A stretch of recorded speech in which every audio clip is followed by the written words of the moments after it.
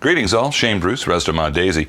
Today we're going to do another video about woodworking and prepping stocks, making stocks, getting stocks ready to be fitted to our fabulous, beautiful guns.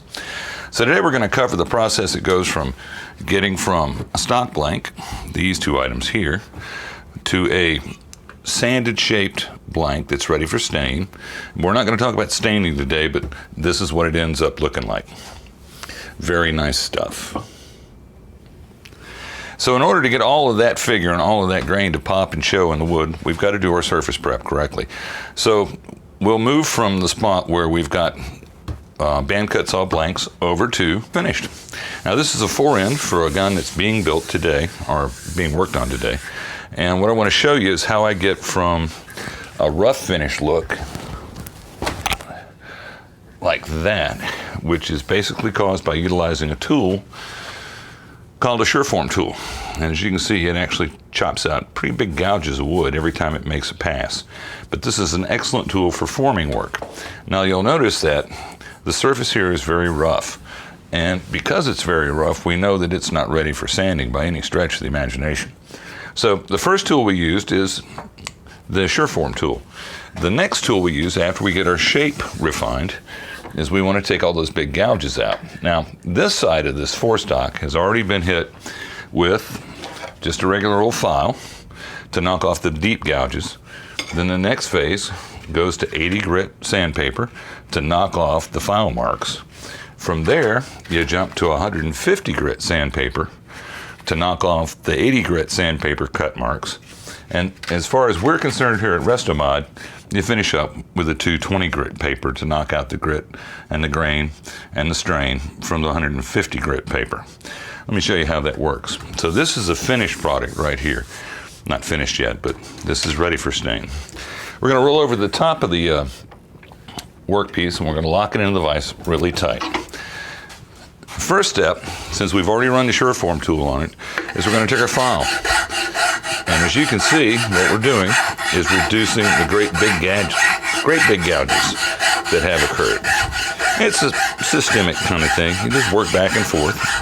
Now, folks that talk about filing and folks that talk about sanding and folks that talk about sanding gun stocks are all universal in you should always follow the grain of the wood in the sanding process. And what that means is when you're sanding something, you should always make a pass in the same direction. That's what everybody says. Nah, I don't do that. At this level, I don't think we're going to leave any marks deep enough to find. So, just because I'm a back and forth kind of guy, I like to work my file back and forth. So, our objective here is to knock all the big strikes off, all the big gaps and all the big gashes. And we use a hard file to do that. And the rationale for that is metal files do clog up with debris, but you can take that debris off, most of it, with just a tap. Bam, you're done. Sandpaper will remove material as well, but sandpaper will clog. Now you can tap sandpaper and you'll remove some of the debris, but you will leave some of the debris in the sanding media, and it will clog and reduce the effectiveness of the cut. Now while you're doing this kind of work, you want to be watching the big grooves you're trying to erase. And once you get them erased to a certain level, you're done with the hard file and you can move on to sandpaper. It's a step process. That part is universally acclaimed, universally acknowledged. You start with coarse material and you work your way down to finer. So in this phase, we're using the metal file to remove the effects of the sureform tool. And then we check it.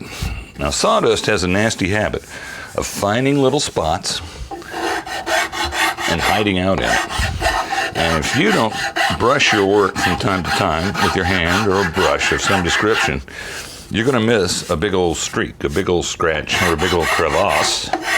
And if you don't catch it in later grit grades, it's going to follow you to the point where you finish it and you regret it. So we jump from a hard file to our 80 grit sandpaper and we repeat the process. Now we're trying to knock down the file marks. Pretty elemental, pretty easy to see. So we're going to work this a few passes.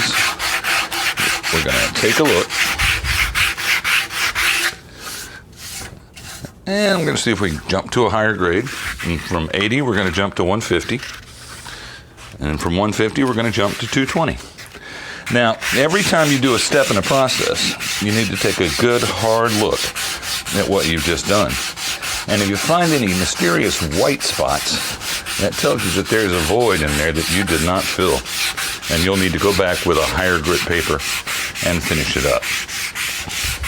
So that's basically the process we use here at Restomod to do our stocks. And that's all for today, kids. Shane Bruce, Restomod Daisy, signing off.